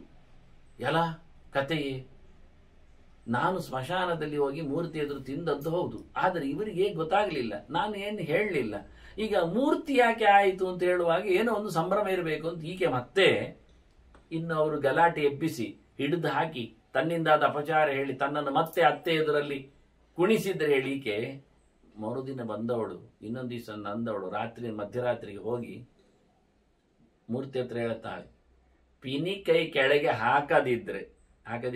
ಹಾಕಿದಿದ್ರೆ ನನ್ನ ಮಾನ ಮರ್ಯಾದೆ ಏನು ಅಂತ ನಿನಗೆ ಹರಾಜು ಮಾಡಿ ತೋರಿಸ್ತೇನೆ ಅಂತ. ಅಂದ್ರೆ ನನ್ನ ಅಮ್ಮ ಹೇಳುವಾಗ ಬಾರಿ ಚಂದ ಹೇಳಿಲ್ಲ ಆ ವಿಷಯ, ಪ್ರೋಸೆಸ್ ಏನು ಅಂತ. ಆ ಹೆಣ್ಮಗಳು ಏನ್ ಮಾಡ್ಲಿಕ್ಕೆ ಹೋಗಿದ್ದಾಳೆ ಅಂತ ಅದಿರ್ಲಿ, ನಾನು ಹೇಳೋದಿಲ್ಲದು, ಅತಿ ರಹಸ್ಯವಾದ ವಿಷಯ, ಅದು ಸ್ಮಶಾನದಲ್ಲಿರಬೇಕಾದ ಕತೆ. ಅಮ್ಮ ಹೇಳಿದ ಕತೆ ಇರ್ಲಿ. ಇವಳು ಹೇಳಿದ್ಲಂತೆ, ನೀನು ಮರ್ಯಾದೆ ತೆಗಿತೇನೆ, ಈಗ ಕೈ ಕೆಳಗಿಡ್ತೀಯಾ ಇಲ್ಲ ನಾನು ನಿನಗೆ ನನ್ನ ಅವತಾರ ತೋರಿಸ್ಲಿಯಾ ಅಂತ. ಅಷ್ಟೇ ಸಾಕು, ದೇವರು ಕೂಡ್ಲೆ ಇವಳು ಹೊರಡ್ಲೆ ತನ್ನ ಬಟ್ಟೆಯನ್ನು ಸಡಿಲು ಮಾಡಿಕೊಂಡೆಲ್ಲ. ಅಷ್ಟೊತ್ತಿಗೆ ಮೂರ್ತಿ ಮರ್ಯಾದೆ ಹೋಗುತ್ತೆ ಹೇಳಿ ಕೈ ಕೆಳಗೆ ಮಾಡಿ ಯಥಾಭಂಗಿಯಲ್ಲಿ ಕೂತಿದ್ದು ಅಂತ ಕತೆ. ಅಂದ್ರೆ ಎಷ್ಟು ಜೋರಿ ಇರ್ತದೆ ಅಂತ. ಮನೆಯಲ್ಲಿಯೇ ಒಂದು ಅವತಾರ ಹೇಗಿರಬಹುದು, ಏನು ನಡೆಸಲಿಕ್ಕೆ ಆಗ್ತದೆ, ಏನೆಲ್ಲ ಆಗಬಹುದು ಎನ್ನುವ ವಿಚಿತ್ರವಾದಂತಹ ಘಟನೆಗಳು, ಇಂಥದ್ದೆಲ್ಲ ಅನೇಕ ಅಪೂರ್ವವಾದಂತಹ ಚರಿತ್ರೆಗಳು, ಇದು ನಡೆದಾಡುವ ಚರಿತ್ರೆಗಳು ಕೆಲವೊಮ್ಮೆ. ಹೀಗಾಗಿ ಹೋಗುವುದಿದೆ ಮನುಷ್ಯನಿಗೆ. ಆದ್ರಿಂದ ಅವನು ನಿಜವಾಗಿ ದೀಕ್ಷಿತನಾಗಿದ್ರೆ, ಒಂದು ಆಗಬೇಕು ಅಂತ ಹಠ ಇದ್ರೆ, ಯಾವ ಕಾಲದಲ್ಲಿಯೂ ಎಂದಾದ್ರೂ ಎಲ್ಲಿಯಾದ್ರೂ ಜಪ, ಪೂಜೆ, ಪುನಸ್ಕಾರ, ದೇವರ ಅರ್ಚನೆ, ಚಿಂತನೆ ಮಾಡಿಯೇ ಮಾಡುತ್ತಾನೆ. ಚಂದ್ರಹಾಸನಾಗಿ ಬಾಯೊಳಗೆ ಶಾಲಿಗ್ರಾಮ ಇಟ್ಟುಕೊಂಡು ಪೂಜೆ ಪುನಸ್ಕಾರ ಮಾಡಿ ಕೊಡಲಾರದಷ್ಟು ಎತ್ತರ ಏರಿದ ಕಥೆ ಇಲ್ವ? ಹಾಗೆ ಕಾಳಿದಾಸ ಇಲ್ವ? ಚಿತ್ರದಲ್ಲಿ ಆದ್ರೂ, ನಮಗೆ ಚಲನಚಿತ್ರದಲ್ಲಿ ಆದ್ರೂ ಕಾಳಿದಾಸ ಇಲ್ವ? ಆ ರೀತಿಯಾದ ಹಠ ಅದು ನಡೆದರೆ ಖಂಡಿತವಾಗಿಯೂ ದೇವರು ಬೆಚ್ಚುತ್ತಾನೆ ಅಂತಾರೆ. ಶಯನೆ ಭೋಜನೆ ಚೈವ ಮಲಮೂತ್ರ ವಿಸರ್ಜನೆ ತುಳಸಿ ಧಾಮ. ವಾಸ್ತವವಾಗಿ ಇಂದು ಹೇಳಿದ್ ನಾನು, ತುಳಸೀಂ ಧಾರೆಯದ್ಯಸ್ತು ವಿಷ್ಣುದ್ರೋಹಿ ಭವೆನ್ನರಹ. ಈಗ ಹಿಂದೆ ಈ ಮಾತನ್ನು ಉಲ್ಲೇಖ ಮಾಡಿದೆ ನಾನು. ಸಂಹಿತೆಗಳು ಹೇಳುವಾಗ ಇದು ಕಾಲ ಸರ್ವಸ್ವದ ಮಾತುಗಳಿವೆಲ್ಲ, ಕೆಲವು ಕಲೆಕ್ಷನ್ಸ್ ನುಡಿಗಳೆಲ್ಲ. ಇದು ಸ್ವಲ್ಪ ಗಡುಸಾಗಿ ನಮ್ಮನ್ನು ಮಾತಾಡಿಸಿದೆ. ನಾನಾದರೆ ಇದರ ಚಿಂತನೆ ಮಾಡಲಿಕ್ಕೆ ಉಂಟು ಮುಂದಕ್ಕೆ ಅಂತ ಹೇಳಿದ್ದೆ. ಆಗ ಹೇಳುವಾಗಲೇ ಮಲಗಿದಾಗ ಮಣಿಸರ ಹಾಕಲಿಕ್ಕೆ ಉಂಟೋ ಇಲ್ಲವೋ ಪ್ರಶ್ನೆ. ಒಂದು ತುಂಡಾಗಿ ಹೋಗ್ತದೆ ಎಂದು ಒಂದು, ಮತ್ತೊಂದು ಕೆಲವರದ್ದು ಭೂಸ್ಪರ್ಶ ಆಗಬಾರದು ಅಂತ ಇನ್ನೊಂದು. ಹಾಗಾಗಿ ಮಲಗಿದಾಗ ಭೂಸ್ಪರ್ಶ ಆಗಬಾರ್ದು ಅಂತ ಹೇಳುವವರು ನಮಸ್ಕಾರ ಮಾಡಿದಾಗ ಭೂಸ್ಪರ್ಶ ಆಗುವುದಿಲ್ವಾ? ಅದನ್ನು ತೆಗೆದಿಟ್ಟು ಮಾಡ್ತಾರ? ಅದಕ್ಕೆ ಅವರು ಹೇಳೋದು ನಮಸ್ಕಾರ ಮಾಡುವಾಗಲೂ ತಾಗಲಿಕ್ಕಿಲ್ಲ, ಹಾಗೇನು ಮಾಡೋದು, ಕುತ್ತಿಗೆಗೆ ಸುತ್ತಿಕೊಂಡಿರಬೇಕು ಅಂತ. ಅಂಥದ್ದೊಂದು ಮಾಲೆಗಳು ಬಂದಿವೆ ಈಗ. ಕುತ್ತಿಗೆಗೆ ಹಾಕಿಕೊಳ್ಳುವಂಥದ್ದು, ಅಲ್ಲೇ ಟೈಟ್ ಮಾಡುವಂಥದ್ದು, ಸ್ಕ್ರೂ ಟೈಟಿಂಗ್ ಇದ್ದ ಮಾಲೆಗಳು ಬಂದಿವೆ. ಅವರವರ ಕುತ್ತಿಗೆ ಸರಿಯಾದರಲ್ಲೇ ಅದು ನಿಲ್ಲಿಸಿ ಹೋಗ್ತದೆ. ಈಗ ಪ್ಲಾಸ್ಟಿಕ್ ಬಂದಿದೆ, ಮತ್ತೆ ಎಲಾಸ್ಟಿಕ್ ಬಂದದ್ರಿಂದ ಮನುಷ್ಯನಿಗೆ ಹೇಗೆ ಬೇಕೋ ಹಾಕ್ಲಿಕ್ಕೆ ಆಗ್ತದೆ. ಅಲ್ಲ, ಮಾಲೆ ಹಾಕಲಿಕ್ಕೆ ವ್ಯವಸ್ಥೆ ಉಂಟು ಎಲ್ಲಿಕೊಳಗೆ ಅಂದರೆ ನಾಭಿ ಪರ್ಯಂತ ಇರಬೇಕು ಅಂತ ಕತೆ ಉಂಟು. ಅದು ನಮ್ಮ ಗ್ಲ್ಯಾಂಡ್ಸ್ಗಳಿಗೆ, ಗ್ರಂಥಿಗಳಿಗೆ, ಗಂಟುಗಳಿಗೆ ಸಂಬಂಧಪಟ್ಟ ನಾಡಿ ಕೇಂದ್ರಗಳಿಗೆ ಸಂಬಂಧಪಟ್ಟಂತೆ. ಅದರಿಂದ ಕುತ್ತಿಗೆಯಿಂದ ಹಿಡಿದು ನಾಭಿಯವರೆಗೆ ಮಾಲಾಧಾರಣೆ ಕ್ರಮ. ನನ್ನೆಲ್ಲ 108 ಮಾಲೆಗಳು, ಜಪದ ಮಾಲೆಗಳೆಲ್ಲ ಹಾಗೇ ಇವೆ. ಹೊರಟು ಹೋಗುವಲ್ಲಿ, ಹೊರಗೆ ಹೋಗುವಲ್ಲಿ ಹೃದಯ ಪರ್ಯಂತ ಮಾತ್ರ ಇದೆ. ಯಾಕೆಂದ್ರೆ ಅದು ಬಗ್ಗುವಾಗ ಕಷ್ಟ ಆಗ್ತದೆ ಅಂತ. ಉಳಿದ ಮಾಲೆಗಳೆಲ್ಲ ನಾನು 2 ಸ್ಪೇರ್ ಮಾಡಿಕೊಂಡಿದ್ದೇನೆ ಹೇಳಿದೆ. ಊಟಕ್ಕಾಗುವಾಗ ಬೇರೆ ಅಂತ ಹೇಳಿಕೊಂಡಿದ್ದೇನೆ. ಅದು ಸುಲಭಕ್ಕೋಸ್ಕರ ಅಂತ ಹೇಳಿದ್ದೀನಿ. ಇದು ನನ್ನ ತಂತ್ರ ಅಷ್ಟೇ. ಹೊರಗೆ ಹೋಗುವಾಗ, ಊಟಕ್ಕೆ ಹೋಗುವಾಗ, ಹಗಲು ಹೊತ್ತಲ್ಲಿ ತಿರುಗುವಾಗ ಎಲ್ಲ ಮಾಲೆಗಳು ಬೇರೆ. ಇದು ಇತರರ ಸ್ಪರ್ಶಕ್ಕೆ ಯೋಗ್ಯ ಆಗುವಂತೆ ಇರುವೆ. ಜಪದಲ್ಲಿ ಹಾಕುವಾಗ ಸುಮಾರು ಬೆಳಿಗ್ಗೆ ಮಿಂದು ಬಂದು ಜಪ ಶುರು ಮಾಡಿ ಪೂಜೆ ಮುಗಿಸಿ ಪಾರಾಯಣ ಆಗುವವರೆಗೆ ಸುಮಾರು ಹೊತ್ತು ಇರ್ತದೆ. ಸುಮಾರು ಒಂದು ದಿನದ 5-6 ಗಂಟೆಗಳು ಅಲ್ಲೇ ಮುಗಿತಾವೆ. ಹಾಗಾಗಿ ಅಂಥ ಪೀರಿಯಡ್ಗಳಲ್ಲಿ ಶುದ್ಧವಾಗಿರುವ, ತೊಂದರೆ ಇಲ್ಲದ ಮಾಲೆಗಳು. ಇವರು ಹೇಳ್ತಾರೆ ಮಲಗಿದಾಗ ಹಾಕೊಳ್ಳಬೇಡಿ. ಅದು ಒಂದು ಅಯೋಗ್ಯವೂ ಹೌದು. ಮಲಗುವ ಕಥೆ ಅನ್ನೋದು ಗೃಹಸ್ಥರಿಗೆ ಸಂಬಂಧಪಟ್ಟದ್ದು ಆಗಿರ್ತದೆ. ಅಲ್ಲಿ ಒಂದು ರೀತಿ ವ್ಯವಾಯ ಯಜ್ಞಾದಿಗಳು ಇರ್ತಾವೆ. ಹಾಗಾಗಿ ಅಂತಹ ಸಂದರ್ಭದಲ್ಲಿ ಇದು ಬೇಡ ಅಂದರು. ಭೋಜನೆ ಊಟ ಆಗುವಾಗ ತಾಗ್ತದೆ, ಊಟಕ್ಕೆ ತಾಗ್ತದೆ, ಪದಾರ್ಥಕ್ಕೆ ತಾಗ್ತದೆ, ಎಲೆಗೆ ತಾಗಬಹುದು, ಅಡ್ಡ ಬರಬಹುದು, ಎಂಜಲು ಆಗಬಹುದು. ಅದು ಬೇಡ ಅಂದರು. ಇನ್ಕನ್ವೀನಿಯಂಟ್ ಅಂತ ಹೇಳಿಕೊಂಡು ಮಲಮೂತ್ರ ವಿಸರ್ಜನೆ. ಇನ್ನು ಬೆಳಿಗ್ಗೆ ಎದ್ದು ಮಲಮೂತ್ರ ನೋಡಿ, ಮಲಗುವಾಗ ಹಾಕದಿದ್ದದ್ದು ಮಲಮೂತ್ರ ವಿಸರ್ಜನೆಯಲ್ಲಿ ಇರ್ತದ? ಮೈಯಲ್ಲಿ ಇರುವುದಿಲ್ಲ, ತೆಗೆದೇ ಇರ್ತದೆ. ಆದ್ರಿಂದ ಅದು ಸಮಸ್ಯೆ ಇಲ್ಲ. ಹಾಗಾಗಿ ಇದು ಒಟ್ಟಿಗೆ ಸೇರಿಸಿಕೊಂಡ್ರು. ಇನ್ನೇನು ಹಾಕೊಳ್ಳಿಕ್ಕಿರುವುದು? ಇನ್ನು ಸ್ನಾನಕ್ಕೆ ಹೋಗುವ ಹಾಕೊಳ್ಳಿಕ್ಕಿರುವುದು. ಅದು ಯೋಚನೆಗೆ ಬರುವ ಮತ್ತೆ ಅಲ್ಲಿ. ಹಾಗಾಗಿ ಮಲಮೂತ್ರದ ಹೊತ್ತಿನಲ್ಲಿಯೂ ಹಾಕೊಳ್ಳಿಕ್ಕಿಲ್ಲ ಅಂತ ಈಗ ಮಾಡಿದರೆ ವಿಷ್ಣು ದ್ರೋಹ ಆಗ್ತದೆ ಅಂತ ಇಲ್ಲಿ ಮಾತಾಡಿದ್ರು. ತುಳಸೀಂ ಧಾರೇದ್ಯಸ್ತು ವಿಷ್ಣು ದ್ರೋಹಿನ ಸಂಶಯ ಅಂತ. ಅವನು ದೇವರಿಗೆ ಅಪಚಾರ ಮಾಡಿದಾಗ ಆಗ್ತದೆ. ಕಾನ್ಸೆಪ್ಟ್ ಬದಲಿತ್ತು ಇಲ್ಲಿ. ಈಗ ಇನ್ನು ಹಾಕೊಳ್ಳಬೇಕು, ಹಾಕೊಳ್ಳಬಾರದು. ಯಜ್ಞೋಪವೀತೋದ್ಧಾರ್ಯ ಹೇಳುವಲ್ಲಿ ಅದಕ್ಕೊಂದು ಅರ್ಥ ಬೇರೆ ಮಾಡಿದವರಿದ್ದಾರೆ. ಉಪವೀತ್ ನಾನು ಅರ್ಥ ಮಾಡಿದ್ದೇನು, ನಿರಂತರವಾಗಿ ಮೈಯಲ್ಲಿ ಉಪವೀತ ಇರುವಂತೆ. ಅದು ತೆಗಿತೀರಾ? ಮಲಗುವಾಗ ತೆಗಿತೀರಾ? ಊಟ ಮಾಡುವಾಗ ತೆಗಿತೀರ ಉಪವೀತ? ಬೇಕಾದ್ರೆ ಹೆಂಗಸರಿಗೆ ಲೆಕ್ಕಾಚಾರದಲ್ಲಿ ಕರಿಮಣಿ ಇಟ್ಕೊಳ್ಳುವ. ಗಂಡ ಕಟ್ಟಿದ ಒಂದು ಕರಿಮಣಿ ತಾಳಿ, ಆ ಸಣ್ಣ ಸರ. ಇವತ್ತು ಸಣ್ಣದಾಗಿದೆ, ಕುತ್ತಿಗೆಗೆ ಹತ್ತಿರ ಬಂದಿದೆ. ಈಗ ಹಿಂದೆಲ್ಲದ್ದು ಹೃದಯ ಪರ್ಯಂತ, ನಾಭಿ ಪರ್ಯಂತ ಇತ್ತು ಅವರಿಗೂ ಸಹ. ಮೊದಲ ಹೆಂಗಸರ ನೀವು ನೋಡಿ ಹುಡುಕ್ಲಿಕ್ಕೆ ಹೋಗ್ಬೇಡಿ. ಆ ಹೆಂಗಸರು ಈಗಿಲ್ಲ, ಅವರು ಮತ್ತೆ ತೆರಳಿದ್ದಾರೆ ಪತಿವ್ರತ ಲೋಕಗಳಿಗೆಲ್ಲ. ಅವರದ್ದು ಮೊದಲೆಲ್ಲ ನಾಭಿ ಪರ್ಯಂತ ಇತ್ತು. ಮತ್ತೆ ನಮ್ಮ ಕಾಲದಲ್ಲಿ ಅದು ಹೃದಯ ಪರ್ಯಂತ ಬಂದಿತ್ತು. ಈಗಿನ ಕಾಲದಲ್ಲಿ ಅದು ಕಂಠ ಪರ್ಯಂತ ಆಗಿದೆ. ಇನ್ನು ಕೇವಲ ಮೂಗು ಪರ್ಯಂತ ಅಥವಾ ಹಣೆ ಪರ್ಯಂತ ಮಾತ್ರ ನಿಲ್ಲಿಕ್ಕೂ ಸಾಕು. ಒಂದು ತುಂಡಿಟ್ಕೊಂಡು ಸಾಕಾಗ್ಬೋದೇನೋ ಗೊತ್ತಿಲ್ಲ. ಅದು ಹೇಗೆ ಅವರು ಕಳಚುತ್ತಾರ? ಕಳಚುವುದಿಲ್ಲ. ಮಲಗುವಾಗ ಕಳಚುತ್ತಾರ? ಇಲ್ಲ. ಈಗಿನವರು ಕೆಲವರೆಲ್ಲ ಎಲ್ಲದಕ್ಕೂ ಕಳಚಿ ಇಡಬಹುದು. ಸ್ನಾನ ಮಾಡುವಾಗ, ಮಲಗುವಾಗ. ಪೇಟೆಗೆ ಒಂದು, ಮನೆಗೊಂದು ಇದ್ದ ನನ್ನಾಗಿ 2 ಬಗೆಯ ಕರಿಮಣಿಯವರು ಇರ್ಬೋದು. ಪೇಟೆಗೋಸ್ಕರ ಒಂದು ಬೇರೆ, ಅದು ಯಾಕೆಂದ್ರೆ ಅದು ಡೂಪ್ಲಿಕೇಟ್, ಮನೆಯಲ್ಲಿ ಒರಿಜಿನಲ್ ಇರ್ತದೆ. ಯಾಕೆಂದ್ರೆ ಪೇಟೆಗೆ ಹೋದ್ರೆ ಅದು ಮತ್ತೆ ಯಾರಾದ್ರೂ ಕಳೆದೋದ್ರೆ, ಕತ್ಕೊಂಡು ಹೋದ್ರೆ ಅದು ಸತ್ಯವೇ. ಕೆಲವರದ್ದಾಗಲ್ಲ, ಶೋ ಅಪ್ಪಿಗೆ ಹೊರಗೆ ಹೋಗುವಾಗ ಒಂದು ಚಂದದ್ದು, ಮನೆಯಲ್ಲಿರುವಾಗ ಡೂಪ್ಲಿಕೇಟ್ ಅದು ಇರ್ತದೆ. ಇದು ಯಾರಿಗೆ ಹೇಗೆ ತಲೆ ಉಂಟು ಹಾಗೆ ಇರಲಿ, ಏನು ಹೊತ್ಕೊಳ್ತಾರೋ ಹೊತ್ಕೊಳ್ಳಿ. ಅಂತೂ ಕಳಚುವಂತಿಲ್ಲದು ನಿಜವಾಗಿ ಸತ್ಯ. ಆದರೆ ಸ್ನಾನ ಮಾಡುವಾಗ ಬಾತ್ರೂಮಲ್ಲಿ ಗುಟ್ಟಾಗಿ ಕಳಚಿ ಹಾಕ್ಲಿಕ್ಕೂ ಸಾಕು ಅವರು. ಮಲಗುವಾಗ ಅಂದರೆ ಹೇಗೆ ಕರಿಮಣಿ ಬಿಚ್ಚಲಿಕ್ಕಿಲ್ಲವೋ ಅದೇ ರೀತಿಯಾಗಿ ಯಜ್ಞೋಪವೀತ ಒಂದು ಗ್ಯಾರಂಟಿ ತೆಗಿಲಿಕ್ಕಿಲ್ಲ. ಈಗ ಹುಲಿವೇಷ ಹಾಕುವವರು ಕೆಲವೊಮ್ಮೆ ತೆಗೆದಿಡ್ತಾರೆ, ಅದು ಕಷ್ಟವೇ. ಕೆಲವರು ಆಫೀಸು ಹೋಗೋಕೆ ತೆಗೆದಿಟ್ಟು ಹೋಗಿ ಶಾರದಕ್ಕಾಗೋ ಹಾಕೊಳ್ಳುವ ಜನಗಳು ಉಂಟಂತೆ. ಅಂತ ವಿಚಿತ್ರ ಪ್ರಾಣಿಗಳು ಇದ್ದಾವೆ. ಏನು ಮಾಡುವ? ಉಪವೀತದ ಹಾಗೆ ಅಂದರೆ ಉಪವೀತ ತೆಗೆಯಲಾರದಂತೆ ಸರವನ್ನು ತೆಗಿಲಿಕ್ಕಿಲ್ಲ ಅಂತ ಅರ್ಥ ಮಾಡಿದವರು ಇದ್ದಾರೆ. ಹಾಕಿದ ನಂತರ ಅದು ಕತ್ತರಿಸಿಯೇ ಹೋಗಿರುವ ಹಾಗೆ. ಕರಿಮಣಿ ಕತ್ತರಿಸಿ ಹೋದರೆ ಮತ್ತೆ ಮತ್ತೊಂದು ಮಾಡಲಿಕ್ಕೆ ತಾವಷ್ಟೇ ಕುತ್ತಿಗೆಯಿಂದ ಮೇಲೆ ತೆಗೆಯುವಂತಿಲ್ಲ. ಉಪವೀತ ಕತ್ತರಿಸಿ ಹೋದ್ರೆ ಅದು ಮೇಲಿಂದಲ್ಲ ತೆಗೆಯುವುದು, ಕೆಳಗಿಂದ ತೆಗೆಯುವುದು. ಹಾಕುವುದು ಮೇಲಿಂದ, ತೆಗೆಯುವುದು ಕೆಳಗಿನಿಂದ. ಹಾಗೆ ಹಾಕುವುದು ಮಾತ್ರ ಮೇಲಿಂದ ಬರಲಿಕ್ಕೆ ಪ್ರೋಸೆಸ್ಸಿನ ಕ್ರಮ. ಒಳಗೆ ಬರುವುದು ಹೇಗೆ, ಹೊರಗೆ ಹೋಗುವುದು ಹೇಗೆ ಅನ್ನೋ ಹಾಗೆ ಜೀವನ ನಿಷ್ಕ್ರಮಣ ಮತ್ತು ಆಗಮನದ ಹಂತೆ ವ್ಯತ್ಯಾಸವಾದ ಬಾಗಿಲುಗಳ ಕಥೆಗಳು ಇವು. ಅದರಂತೆ ಇಲ್ಲಿ ಸಹ ಉಪವೀತದಂತೆ ಅನ್ನುವ ಅರ್ಥ. ಉಪವೀತದಂತೆ ಕೆಲವರು ಸರವನ್ನು ಸಹ, ಮಣಿಸರವನ್ನು ಸಹ ಬಲದ ಹೆಗ್ಗಿಲಿಗೆ ಹಾಕಿ ಉಪವೀತದಂತೆ ಹಾಕಿದವರು ಇದ್ದಾರೆ, ಕೈ ಒಳಗೆ ಹಾಕೊಂಡು. ಇದು ಇನ್ನಷ್ಟು ತಾಪತ್ರಯ ಕೊಡ್ತದೆ. ಇದರಿಂದ ಊಟಕ್ಕೆ ತೊಂದರೆ ಆಗುವುದಿಲ್ಲ, ಅಡ್ಡ ಬರುವುದಿಲ್ಲ, ಕೈ ಬೆನ್ನು ಇಟ್ಕೊಂಡಿರ್ತದೆ. ಆದರೆ ಈಗ ಹಾಕೊಂಡೆ ತೆಗೆಯುವುದು ಹಾಕುವುದು ಕಷ್ಟ. ಹಾಗೆ ಉಪವೀತವನ್ನು ಹೇಗೆ ನೀವು ಮೈಲಿಗೆ ಹೊತ್ತಿನಲ್ಲಿ, ಮಲಮೂತ್ರ ವಿಸರ್ಜನೆ ಹೊತ್ತಿನಲ್ಲಿ ಬಲ ಕಿವಿಯಲ್ಲಿ ಹಾಕೊಳ್ತೀರೋ, ಅದೆಲ್ಲ ನಾನು ಪ್ರಮಾಣಗಳನ್ನು ಸಂಧ್ಯಾ ಸಮೀಕ್ಷೆಯಲ್ಲಿ ಕೊಟ್ಟಿದ್ದೇನೆ, ಶೌಚ ನಿರ್ಣಯದಲ್ಲಿ. ಹಾಗೆ ಸರವನ್ನು ಹಾಕೊಳ್ಬೇಕು. ಒಂದು ಸರ ನಿಲ್ತದ? ಆಗುವುದಿಲ್ಲ. ಗಂಗಾದ್ಯ ದಕ್ಷಿಣೀಕರಣ ಎನ್ನುವುದು ಸತ್ಯ, ಗಂಗೆ ಇದ್ದಾಳೆ ಅಂತ. ಗಂಗೆ ಇಷ್ಟನ್ನೆಲ್ಲ ಹೊತ್ಕೊಳ್ತಾರ ನಮ್ಮ ಸರಗಳನ್ನೆಲ್ಲ? ಪದ್ಮಾಕ್ಷ ಸರ, ಧಾತ್ರಿ ಸರ, ಆನಂತರ ತುಳಸಿ ಸರ, ಇನ್ನು ಕೆಲವರಿಗೆ ರುದ್ರಾಕ್ಷ, ಇನ್ನು ಸ್ಫಟಿಕ, ಇವೇ ರತ್ನಗಳು ಬೇರೆ. ಇವೆಲ್ಲ ಇಲ್ಲ ಅಂತೇನಲ್ಲ, ನಾನು ಎಲ್ಲವನ್ನು ಹಾಕೊಳ್ತೇನೆ ಕೆಲವೊಮ್ಮೆ.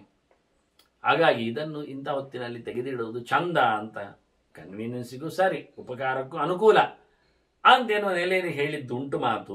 ಇದನ್ನು ಸ್ವಲ್ಪ ಗಮನಿಸಿಕೊಂಡು ತೆಗೆದಿಡುವುದರಲ್ಲಿ ಹೆಚ್ಚು ತಾತ್ಪರ್ಯವನ್ನು ಕೊಡಿ, ನಾನು ಹೇಳುವುದಾದ್ರೆ ಅದು ಇಷ್ಟ. ಮತ್ತೆ ಸ್ನಾನ ಕಾಲದಲ್ಲಿ ಇಂತಹ ಕಳೆದ ಬಾರಿ ತುಳಸಿ ಹಾಕೊಂಡು ಸ್ನಾನ ಮಾಡಲಿಕ್ಕೆ ಉಂಟು ಅಂತ ಅದರ ಮೇಲೆ ಆಕ್ಷೇಪಗಳು, ಕೆಲವು ಮಾತುಗಳು ಬಂದಿವೆ. ಇದಕ್ಕೊಂದು ನಿರ್ಣಯದ ಗೆರೆಯಂತೆ ಒಂದು ದೃಷ್ಟಿಯಿಂದ, ಸ್ನಾನಕಾಲಯದ ಕಂಠೆ ತುಳಸೀಧಾಮ ಭೂಷಿತ ತದ್ವಾರಿ ಪರಿತೌ ಪಾದೋ ತದ್ವಾರಿ ಪತಿತೌ ಪಾದೋ ಸಪಾಪಿಷ್ಟ ನರಾಧಮ. ನೀವು ತುಳಸಿ ಮಾಲೆಯನ್ನು ಹಾಕೊಳ್ತೀರಿ, ಸ್ನಾನ ಮಾಡ್ತೀರಿ, ಕೆಳಗೆ ನೀರು ಬರ್ತದೆ, ತುಳಸಿಯ ಗಲಿತವಾದ ನೀರು ನಿಮ್ಮ ಕಾಲಿಗೆ ಬಿತ್ತಾ ಇಲ್ವಾ, ಅಪಚಾರ ಆಗ್ಲಿಲ್ವಾ ಅಂತ ಕೇಳ್ತಾರೆ. ಇದು ಭಾರಿ ಕಷ್ಟದ ಪರೀಕ್ಷೆ. ಇಲ್ಲಿ ವಾಕ್ಯ ಏನು ಗೊತ್ತಾ ನೋಡಿ, ನೋಡುವಾಗ ಸ್ನಾನಕಾಲೆ ಯದಾ ಕಂಠೆ ತುಳಸಿ ಧಾಮಭೂಷಿತ ಇರುವುದು. ಇದು ಡ್ರೈ ಅಲ್ಲ, ವೆಟ್ ಆಗಿರಬಹುದು. ಹಸಿ ತುಳಸಿಯ ಮಾಲೆಯನ್ನು ಹಾಕೊಂಡು ಸ್ನಾನ ಮಾಡಬೇಡಿ ಅಂತ ಹೇಳಿದ ಅರ್ಥ ಆಗ್ತದೆ, ಒಂದು ಅರ್ಥ ಮಾಡಿದರೆ. ಇನ್ನು ಕಾಷ್ಟ ಹಾಕೊಂಡು ಮಾಡಿದರೆ ಆಗುವುದಿಲ್ವ ಕೇಳಿದ್ರೆ ಆಗ್ತದೆ. ಕಾಷ್ಟ ಒಂದು ದೃಷ್ಟಿಯಿಂದ ದೇವರಿಗೆ ಹಾಕಿ ಬಂದದ್ದು ನಿರ್ಮಾಲ್ಯ. ಈಗ ಹಾಗಾದ್ರೆ ತುಳಸಿಯು ನಿರ್ಮಾಲ್ಯ ಹಾಕೊಂಡದ್ದು ಮಾಡಿದ್ರೆ ಆಗ್ಬೋದಾ ಅಂತ, ಅದು ಸರಿಯೇ ಆ ಲೆಕ್ಕಾಚಾರದಲ್ಲಿ. ಈಗ ಎಂಥದೇ ಹಾಕೊಂಡ್ರು ತಲೆಯ ಮೇಲೆ ಹಾಕೊಂಡಂತ, ಕುತ್ತಿಗೆಯಲ್ಲಿ ಹಾಕೊಂಡಂತ ತುಳಸಿಯ ದೇವರ ನಿರ್ಮಾಲ್ಯದ ನೀರು ಕೆಳಗೆ ಹೋಯ್ತು ಅಂದ್ರೆ ನಮ್ಮ ದೇಹಕ್ಕೆ ಹೋಗಿ ಹೋಗುದಲ್ವ, ಅದು ನಮ್ಮ ನಿರ್ಮಾಲ್ಯ ಆಯ್ತಲ್ಲ. ಈಗ ಅದು ಅಷ್ಟು ಪರೀಕ್ಷೆಗೆ ಬರುವುದಿಲ್ಲಲ್ಲ. ಆದ್ರೂ ಅಪಚಾರ ಆಯಿತು, ಅಧಮಾಂಗಕ್ಕೆ ತಾಗಿತು ಹೇಳಿದ್ರೆ, ಇಲ್ಲಿ ಮುಖ್ಯ ವಿಷಯವನ್ನು ಕೇಳಿದ್ರೆ ಸ್ನಾನದಲ್ಲಿ ಬಾವಿಯಲ್ಲಿ ಮಾಡಬೇಡಿ ಹೇಳಲಿಕ್ಕೆ ಹೊರಟದ್ದು. ಮುಳುಗಿ ಸ್ನಾನ ಮಾಡಿ, ಮುಳುಗುವಾಗಿ ಪ್ರಮೇಯ ಇಲ್ಲ. ಕುತ್ತಿಗೆಯ ನೀರು ಕಾಲಿಗೆ ತಾಗಿತು ಹೇಳಲಿಕ್ಕೆ ಇಲ್ಲೇ ಇಲ್ಲ ಮುಳುಗುವಲ್ಲಿ. ಮುಳುಗಿ ಸ್ನಾನ ಮಾಡುವಾಗ ಮಣಿಸರವನ್ನು ಹಾಕೊಳ್ಳೋದ್ರಲ್ಲಿ ಅರ್ಥ ಉಂಟು. ಯಾಕೆಂದ್ರೆ ಮಣಿಯ ಒಳಗೆ ನೀರು ಹೋಗ್ತದೆ, ಆಗ ಮಡಿ ಆಗ್ತದೆ. ಬಾವಿ ಸ್ನಾನದಲ್ಲಿ ಮಾಡಿದ್ರೆ ಈ ಮಣಿಯ ಒಳಗೆ ನೀರು ಹೋಗೋ ಕ್ರಮ ಇಲ್ಲ. ಮಣಿಗೂ ಮುಚ್ಚಳ ಹಾಕಿರ್ತಾರೆ, ಟೊಪ್ಪೆ ಹಾಕಿರ್ತಾರೆ ಕೆಲವೊಮ್ಮೆ, ಅದು ಇನ್ನಷ್ಟು ಕಷ್ಟ. ಹಾಗಾಗಿ ಮುಳುಗಿದಾಗ ಆಗುವ ಶುದ್ಧತೆ ಉಳಿದ ಕಡೆ ಬರುವುದಿಲ್ಲ ಹೇಳಿ ಅವರು. ನೀವೊಂದೊಮ್ಮೆ ಟ್ಯಾಪಿನಲ್ಲಿ, ಹೊರಗಡೆ ತಂಬಿಕೆಯಲ್ಲಿ, ಹಂಡೆಯಲ್ಲಿ, ಬಾವಿಯಲ್ಲಿ ಎತ್ತಿ ನೀರನ್ನು ಹಾಕುವ ಸ್ನಾನ ಅಂತ ಆದ್ರೆ ಮಣಿಸರ ಹಾಕಿಕೊಂಡು ಹೋಗದೆ ಇರುವುದು ಒಳ್ಳೆಯದು. ನದಿಯಲ್ಲಿ ಸ್ನಾನ ಮಾಡಿ, ಸರೋವರದಲ್ಲಿ ಮುಳುಗಿ ಸ್ನಾನ ಮಾಡುವಾದ್ರೆ ಬಹಳ ಚಂದವಾಗಿದೆ. ಹೀಗೆ ಅನೇಕ ಅರ್ಥಗಳ ಆಯಾಮಗಳು. ಒಟ್ಟಾರೆ ಆದಷ್ಟು ತೊಂದರೆ ಆಗುವಲ್ಲಿ ದೂರ ಇಡುವುದು ಚಂದ.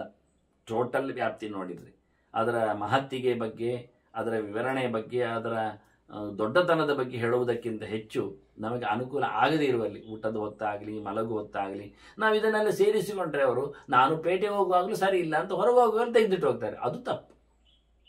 ಜೀವನದ ಉದ್ದಕ್ಕೆ ಪೂರ ಯಾವತ್ತೂ ನಮಗೆ ಆಗುವುದಿಲ್ಲ ಹೇಳುವುದಲ್ಲ. ಮಲಗುವಲ್ಲಿ ಆಗೋ ತೊಂದರೆ, ಅದರಲ್ಲೂ ಪೇಟೆಯಲ್ಲಿ ಹೋಗುವ ಯಾರಾದ್ರು ಕದೀತಾರೆ, ಮೈಗೆ ತಾಗ್ತದೆ, ತುಂಡಾಗ್ತದೆ, ಬೀಳ್ತದೆ. ಹೀಗೆಲ್ಲ ಅರ್ಥ ಮಾಡಿಕೊಂಡ್ರೆ ಮತ್ತೆ ಹಾಕುವುದು ಯಾವಾಗ? ಜಪ ಮಾಡುವಾಗ ಇವನು 5 ನಿಮಿಷ ಜಪ, ನಾನು ಕೇಳಿದೆ ಆಗ ಜಪ ಮಾಡುವ ಹಾಕಿದೆ, ಜಪ ಮಾಡೋದು 5 ನಿಮಿಷ ಜಪ ಮಾಡೋದಿಲ್ಲ. ಇವ ಗೋಪಿ ಹಚ್ಚಿಕೊಳ್ಳುವುದೆಲ್ಲ ಚೆನ್ನಾಗಿ ಆಗಿರುವಾಗ ಮಾಲೆ ಹಾಕೊಳ್ಳುವ ಹೊತ್ತು ಯಾವಾಗ ಬರುತ್ತೆ?